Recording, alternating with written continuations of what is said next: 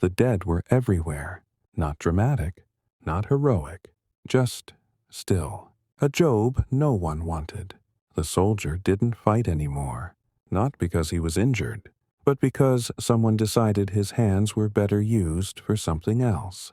Body recovery, identification, paperwork, tasks that required calm, not courage. He walked between bodies with a notebook, a pencil, and a sack for personal items. Dog tags, photographs, watches, letters, always letters, names without faces. Some bodies still had faces, most didn't. He learned quickly not to look too long. Names were easier than eyes. He wrote them down carefully, as if neat handwriting could restore dignity. Name, unit, date, location, and then the personal effects. That's where it hurt. The letters in the pocket. He found one in a coat pocket, unsent, folded carefully, written in shaky handwriting. Dear Mother, don't worry, I'm safe. The weather is cold, but I'm managing. The letter ended halfway through a sentence. The pencil had broken, or the moment had. The soldier stood there longer than necessary. The wind moved the paper gently, as if trying to finish the sentence. Orders from above. That night, an officer addressed the unit.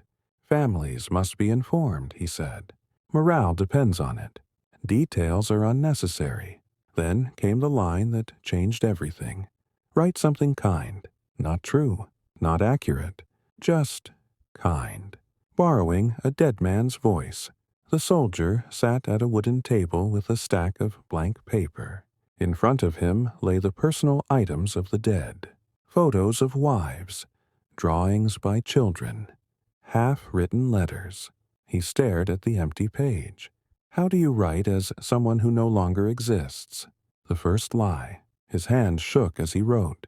Dear Mother, I am doing well. Please don't worry about me. The words came easily, too easily. He copied the tone from the unfinished letter, adjusted the handwriting slightly, signed the name, folded the paper, addressed the envelope. He told himself, this is mercy. What he didn't know. He didn't know who would read it. A mother at a kitchen table, a wife holding a child, a father pretending not to cry. He didn't know the lie would be treasured, that it would be reread, kept, believed. He only knew one thing. The letter would arrive. The man never would. That night, he couldn't sleep, not because of the bodies, but because of the words. They echoed in his head, cheerful, hopeful, alive. He realized something terrifying. The dead were silent, but his lies had a voice. What disappeared in this chapter? No explosion, no gunfire, just something quietly vanished. The boundary between truth and kindness.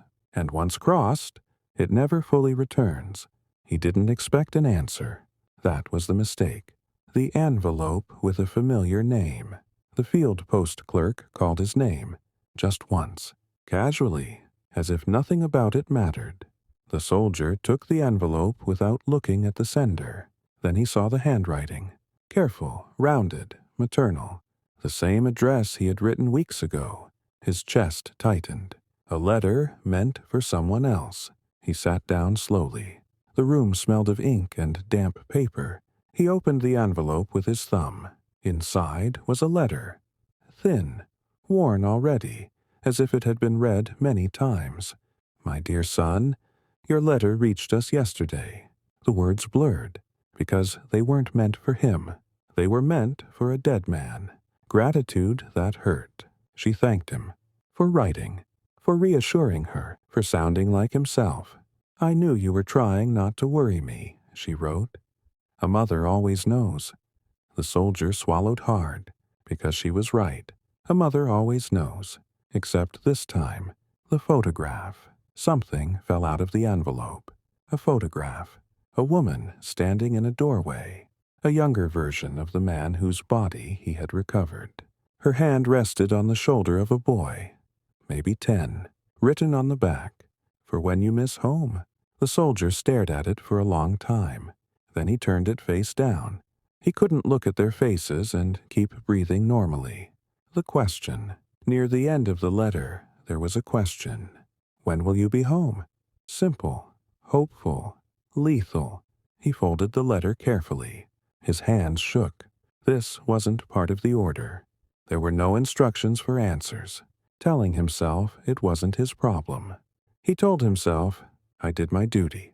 I followed orders. I gave comfort. What happens next is not my responsibility. But the thought didn't stay. It slipped away, leaving something worse behind. Obligation. Writing back. That night, he sat at the table again. Blank paper, ink, silence. He imagined the mother waiting, checking the door, listening for footsteps, believing. He wrote slowly. Home feels closer every day. Each word was a nail, the realization. When he sealed the envelope, his stomach turned. This wasn't one lie anymore. It was a conversation, a relationship built on ink and absence. He wasn't just writing for the dead. He was keeping them alive. What disappeared in this chapter? Something important faded quietly. The illusion that this would be temporary. Because once someone answers your lie, you owe them another one. At first, there were 1 or 2 letters. Then more. Then many. A desk that filled with lives. The soldier's desk was no longer empty. It was covered. Envelopes of different sizes, different handwriting, different towns, each one addressed to a man who would never read it. He sorted them carefully, as if order could make this manageable. Recognizing handwriting, he started to recognize patterns. This one was from a wife, sharp, controlled letters. This one from a father, short, formal sentences. This one from a child, uneven, hopeful, full of drawings. The child's letters hurt the most. They always ended with questions. Writing many voices, he learned how to become other men. One letter needed confidence. Another needed humor. Another needed patience. He studied old letters found on bodies, borrowed phrases, borrowed styles, borrowed warmth. Each lie had to feel personal, believable. The child's drawing. One evening, a letter arrived with a crayon drawing, a stick figure soldier, a house, a sun. Underneath, written carefully, "Come home soon, Papa." The soldier closed his eyes, just for a moment. Then he opened them and wrote back, because stopping now would break something fragile. The weight of routine. Writing became routine. Morning, recover bodies. Afternoon, inventory belongings. Night, write letters. The work never ended. The war produced death faster than he could process it, and letters faster than he could answer, losing track of truth. Sometimes he forgot which details were real. Did this man have 1 child or 2? Did he live near a river or a factory? Was he afraid of winter or proud of it? Mistakes scared him. A wrong detail could expose everything. The first error. It happened quietly. In one letter, he mentioned spring flowers. The reply came days later. Spring hasn't reached us yet, but I like imagining what you described. She didn't accuse. She didn't question. She adjusted her reality to fit the lie. That broke something inside him, becoming the center. He realized something terrifying. For some families, he was the war now, not the generals, not the enemy. Him. The letters determined hope or despair. He controlled their waiting, their belief. What disappeared in this chapter? In this chapter, something slipped away quietly. The idea that lies are temporary. Because when lies become routine, they start to feel like truth. Not all letters asked for hope. Some asked for honesty, a different tone. He felt it before he even opened the envelope. The handwriting was steady, not desperate, not emotional, controlled, as if the person writing already knew the answer and was daring him to deny it. The letter. I have written many times. Your replies are kind, but something feels wrong. His breath slowed. You don't write like my husband used to. The soldier lowered the paper. This wasn't grief. This was attention. A wife who paid attention. She continued. He always complained about the cold. You don't mention it anymore. A pause. You once wrote about a song we used to sing, but you got the words wrong. The soldier's fingers tightened around the paper. Small mistakes, human mistakes, deadly ones. The question that ended the game. At the end of the letter, one sentence waited quietly. Please tell me the truth, even if it hurts. No anger, no accusation, just permission. The longest night. That night, he didn't write. For the first time, he stared at the blank page. Truth would destroy her. Lies would insult her intelligence. Both options felt cruel. He imagined her reading his words, her face, her silence. Drafts he never sent. He wrote 3 letters. One told the truth. He tore it up. One doubled down on the lie. He burned it. The third stayed unfinished, because some sentences refused to end, choosing the lie again. By morning, exhaustion decided for him. He wrote carefully, not cheerful, not hopeful, neutral. The war has changed me. I don't always recognize myself either. It wasn't the truth, but it leaned toward it. A compromise between honesty and mercy. The reply that broke him. Weeks later, her answer arrived. Short. Thank you for telling me. I will wait. That was worse than anger, because waiting meant believing, understanding the damage. He realized something horrifying. He wasn't protecting people from pain. He was postponing it, stretching it, deepening it, turning grief into something that never ended. Looking at the dead differently. That day, while collecting bodies, he paused. He looked at their faces longer than usual, not to identify them, but to apologize, because their voices were being used, borrowed, misplaced. What disappeared in this chapter? In this chapter, something finally cracked. The excuse that lies were kindness, because when someone asks for truth and you refuse, you're no longer protecting them. You're protecting yourself. War didn't stop birthdays. That was the cruel part. Ordinary envelopes. The envelopes looked different now. Brighter paper, careful handwriting, smudges from excitement, not tears. He knew what they were before opening them. Celebrations, moments that assumed someone was still alive. A birthday letter. One letter was marked with a small star in the corner. Inside, today is your birthday. I baked a cake with what little sugar I could find. He paused. The children insisted we light a candle anyway. We saved your peace. Saved, as if time itself would wait. Writing happiness that wasn't his. He sat down and wrote back. Not as himself, as a father. Tell them I felt the candle even from here. The words were gentle, practiced, cruel in their kindness, because children believe metaphors literally. A child's letter. A smaller envelope followed. Crayon marks on the outside. Inside, uneven letters. Papa, I am 6 now. Mama says you are proud. The soldier stopped breathing for a moment. He imagined a child counting years by letters, measuring love by envelopes. The lie grows older. He realized something horrifying. The longer this continued, the older the dead became. They were aging on paper, growing year by year, living lives that only existed because he kept writing. Holidays without silence. Christmas letters came next. New Year wishes. Small victories. Repaired shoes. Good harvests. Passing grades. Life moving forward. Dragging the dead behind it. The cake he couldn't eat. One evening, after finishing a reply, he stared at the paper. His stomach turned. He hadn't eaten all day. Food felt undeserved. Somewhere, a child was blowing out a candle, believing a lie he had written, watching others celebrate. In the barracks, soldiers joked, shared food, marked days. He stayed quiet, because celebrations now felt dangerous. They assumed continuity, and he knew exactly how fragile that assumption was.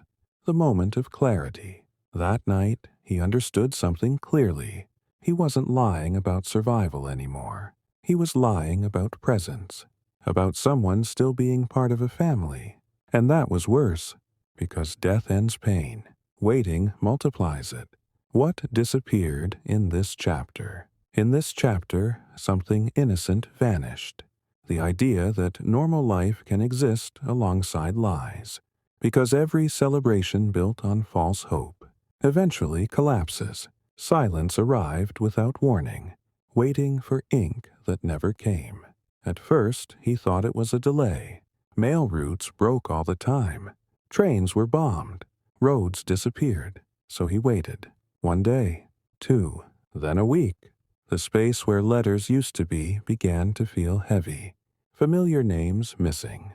He noticed it slowly. One mother didn't write back. Then another. Then the child with the drawings. The pile on his desk shrank. Not because fewer people were dying, but because fewer people were waiting, imagining the reasons. He told himself stories. Maybe they were busy. Maybe food shortages. Maybe illness. But the truth pressed closer every day. They had stopped believing. The letter he reread. One evening, he took out an old reply. The one where a wife had written, "I will wait." He read it again and again. Waiting only works when there is something to wait for. A town that learned. He imagined the towns, the kitchens, the tables, the doors that never opened. Someone must have said it out loud. He isn't coming back. Once spoken, the lie collapsed everywhere at once. His guilt grows louder. He realized something brutal. When the letters were coming, he felt pain. Now that they were gone, he felt responsible for the silence too, because hope, once introduced, doesn't disappear gently. It shatters, writing with no recipient.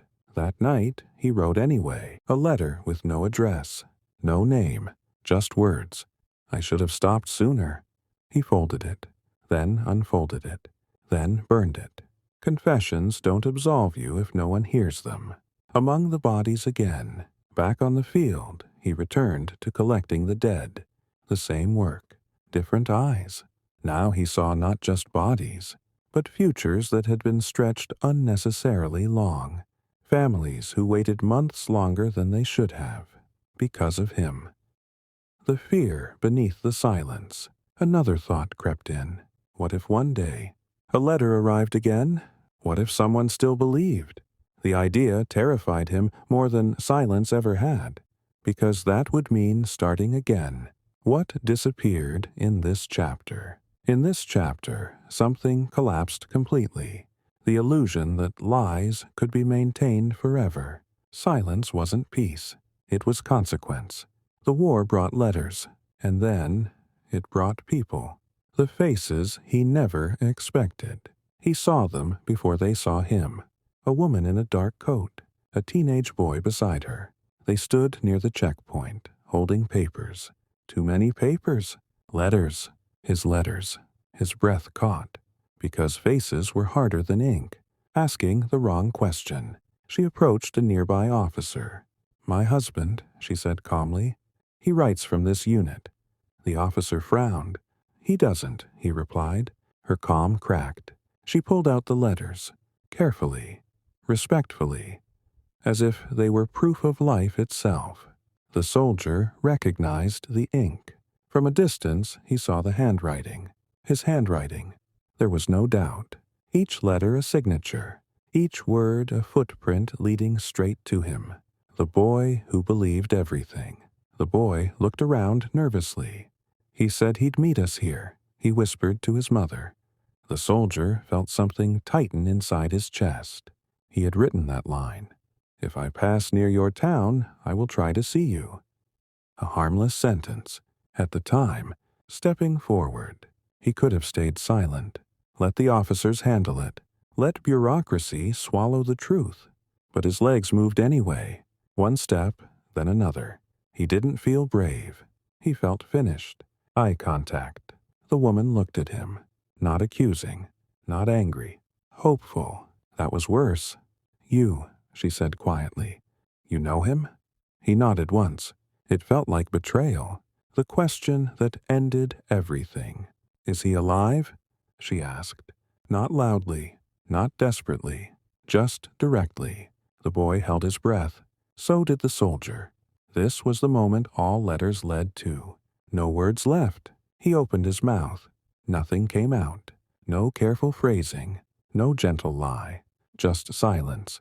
And silence answered for him. The collapse. The woman didn't scream. She didn't cry. She sat down slowly, as if her body had decided before her mind did. The boy stared at the soldier. "You wrote," he said. "Not a question. An accusation. The truth, too late." "Yes," the soldier whispered. The word tasted like rust. "I wrote." He couldn't say why. There was no reason good enough to survive that moment. What letters couldn't do. The woman stood up. She didn't slap him, didn't shout. She simply handed the letters back. "We didn't need these," she said. "We needed him." Then she turned away. The boy followed, without looking back, watching them leave. He stood there long after they were gone, the letters heavy in his hands. Useless now. For the first time, the lie met the people it hurt, and it didn't survive the meeting. What disappeared in this chapter? In this chapter, something ended completely. The distance between his actions and their consequences. There was no space left to hide. They didn't speak out loud.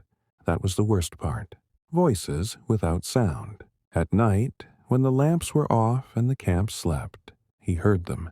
Not words, memories, fragments, the scratch of a pencil, the fold of paper, the sound of an envelope being sealed. Each noise carried a face, dreams that refused to end.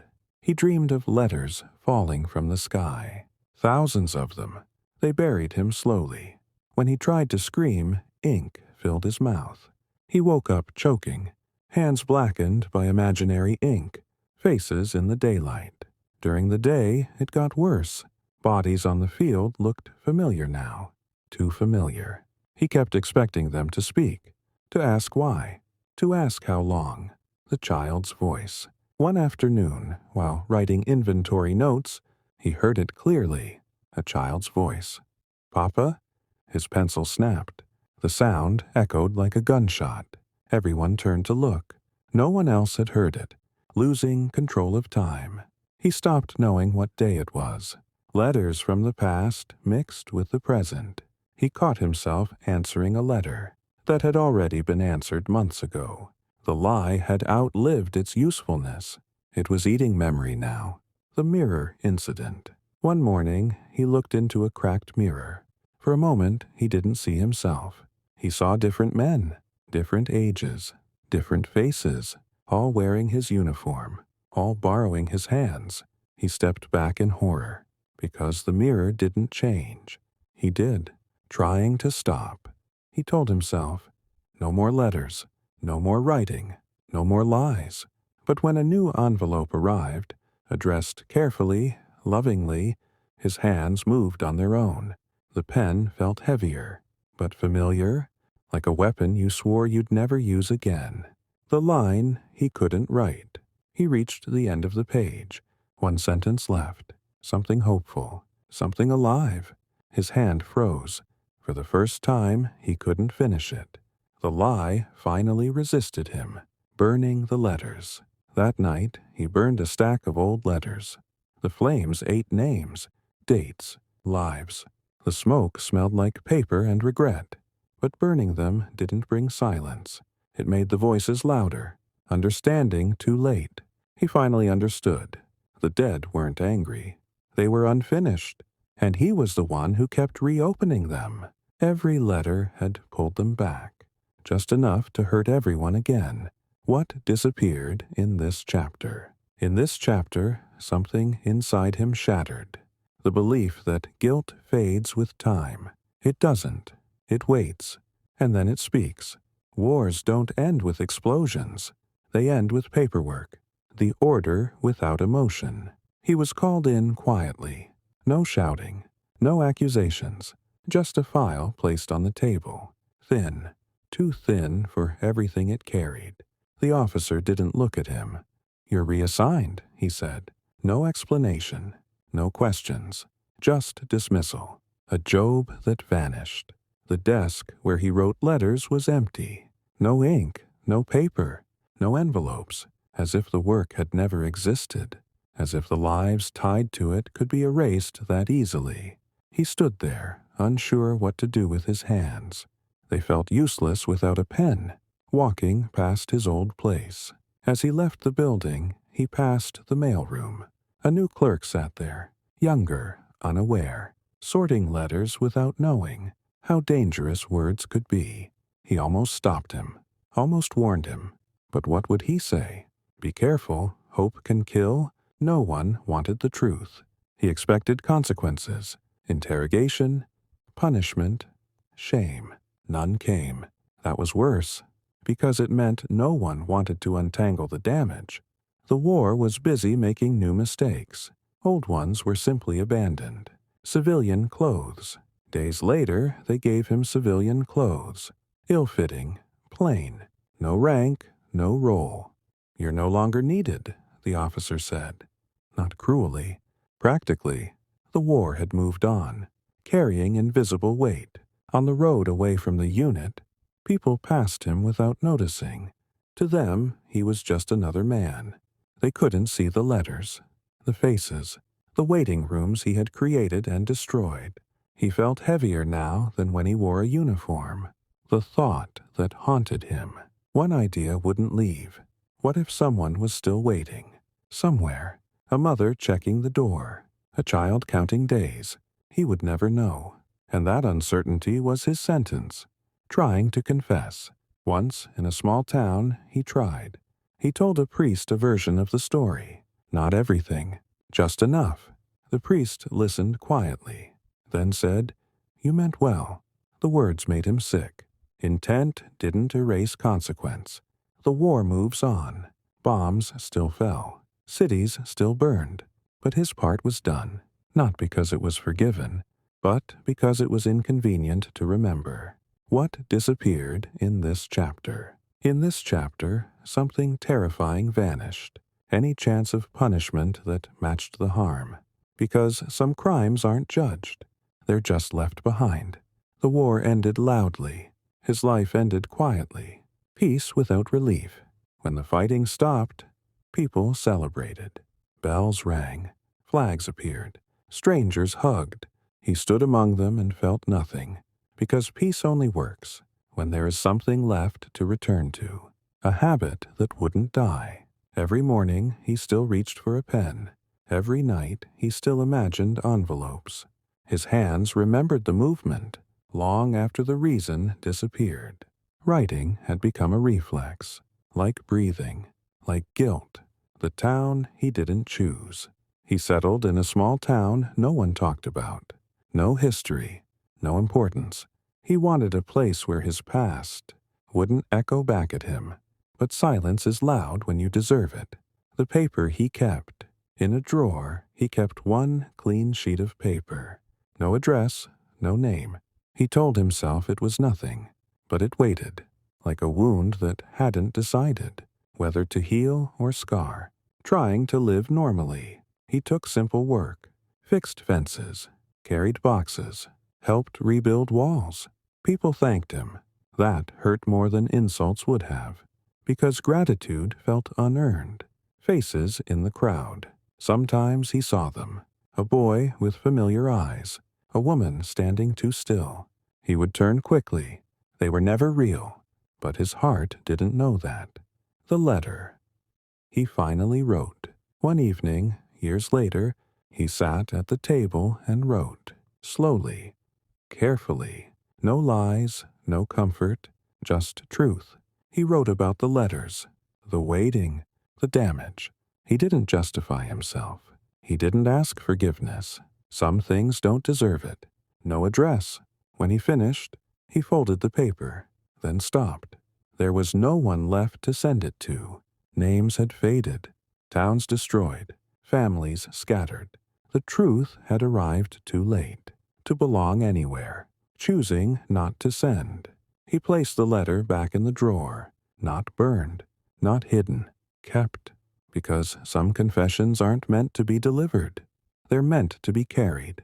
The final understanding. He understood something at last. The dead didn't need letters. The living needed honesty. And he had traded truth for comfort. Until both were gone. What remained? Years passed. People forgot the war. But he never forgot the waiting rooms. He had built with words. He lived quietly, helped where he could, and every night, before sleep, he imagined unopened envelopes finally resting. What disappeared in the final chapter? In this chapter, one last thing vanished. The illusion that time fixes everything. It doesn't. Some damage becomes history. Some becomes memory. And some becomes the person you are.